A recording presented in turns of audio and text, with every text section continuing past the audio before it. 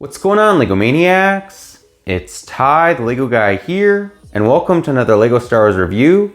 Today we're actually taking a look at the Han Solo's Landspeeder. That's set 75209.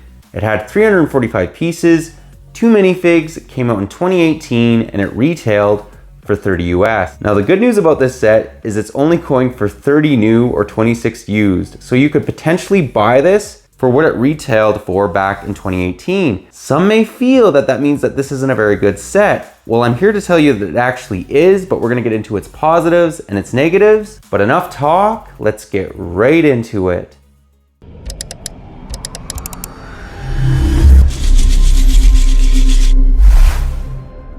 And to start, we'll begin by taking a look at the box art, and I actually quite like it. This is obviously where they're being chased. I also have that speeder, but I'm yet to review it, the one that's chasing Han's speeder. Love the background.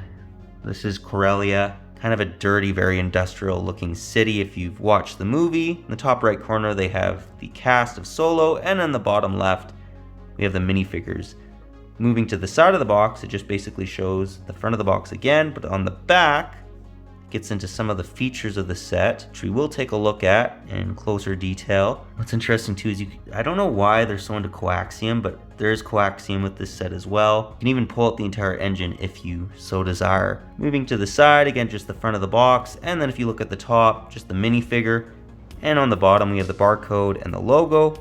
Overall, quite impressed with the artwork for this line of sets. Let's now get into the set itself. And to kick off the speeder, we'll begin by giving you guys a 360 view. Check out all the greebling. What that is the detail, with all the different little pieces to make it look like it's a realistic working speeder. And they've really outdone themselves with this one. You don't generally see this amount of detail on a set this size. The engines even look really nice. I do wish they had maybe some blue studs, in either of these basically engines, but they didn't do that. Not the end of the world, but would have been a nice, probably a nice thing to do. Add just a little bit more to it. Side, again, more greebling. And then obviously the front has quite a bit as well. Very unique. It reminds me of a sports car or a hot rod or something like that. Now, taking a look at the hood of the speeder, you'll notice there's more detail, and you can actually pop this open to reveal the interior of the engine. And this is just great. I mean, check that out. It really reminds me of a hot rod. And you can also you can put the blasters in here if you want to kind of like hide them. I don't do that, but it is an option. Then actually getting into the cabin of the speeder, it has a number of control panels. Let's just remove the minifigures to show this off. If you're wondering why so many people like this set, this is the reason why. Just the amount of detail and the fact that it really reminds you of a hot rod, a sports car, something like that.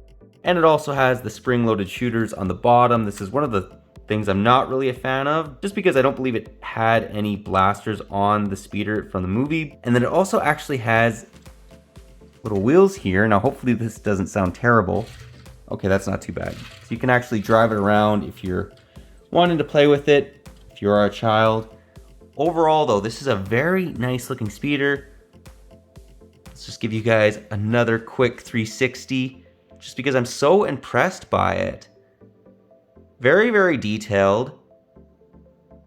A mock builder would be hard pressed to really improve on this. Let's now take a look at the minifigures. Before we take a look at the minifigures though, there's 2 extra things I wanted to mention. You can actually completely remove the engine like we saw in the box, which is quite nice. Not needed again, but it just gives that hot rod idea, I guess. And they're kind of translating that into a speeder. And then in the back here, you can actually remove this to reveal coaxium. Now, I'm not quite sure why there's coaxium. Maybe I'm completely wrong about that, but if you look at the other sets that make up this wave, they all kind of look like this, and they're all supposed to be coaxium. But if it's just to be, some more engine detail, I do appreciate that. It's just a bit odd just because this has nothing to do with coaxium whatsoever. But again, it's a cool looking little feature. Let's now take a look at those minifigures. And here we have the 3 minifigures, or the 2 minifigures I should say, that are included, along with the custom mold on the right. So we have the Corellian Hound, Han Solo, as well as Kira.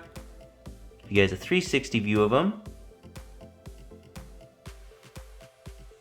I do actually quite like the Corellian Hound.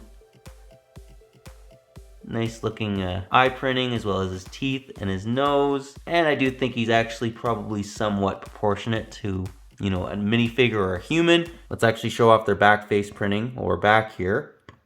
So Han has an angry face and Kira's sort of like sad. It looks like almost disappointed. I like the fact that they also look kind of dirty, because these are definitely not rich Corellian citizens. If you watch the movie, you'll know what I'm talking about. And they also have leg printing. I love the fact that his belt is still, you can tell it's like a holster without a blaster, I guess, but there's no blaster there yet, just showing how Han changes over time. And then Kira also has leg printing. Overall, pretty decent looking minifigures. Let's now get into the end of the review and get my final thoughts. Well guys, that was my review. Do hope you enjoyed it. Personally, as I've been saying, I really like this set. I think that it looks very accurate to what we see in the movie. It has some odd things like spring-loaded shooters. I don't believe there was actual blasters on the speeder, but Lego added some playability, some functionality, you know, to keep the kids entertained, so I get it. Overall, I do quite like this one. I don't think it's the best speeder Lego's made, as much as some people will tell you that it is, but I do think it's really good. Like, I give it a 9 out of 10. Great minifigure selection as well, but let me know what you think about this one personally, if you like it, if you don't.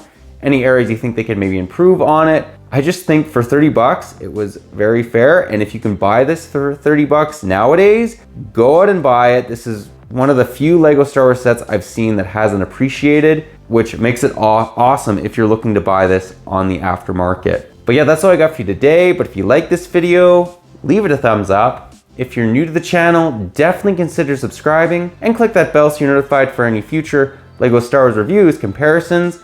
We do one of them every single Tuesday and they're a lot of fun. Sometimes I'm able to give you guys a pointer or two, especially if a set's not going for all that much on the aftermarket. So yeah, definitely consider checking out the channel if you like Lego Star Wars reviews. But yeah, that's all I got for you again. But thanks again for watching, and I'll catch you on the next one.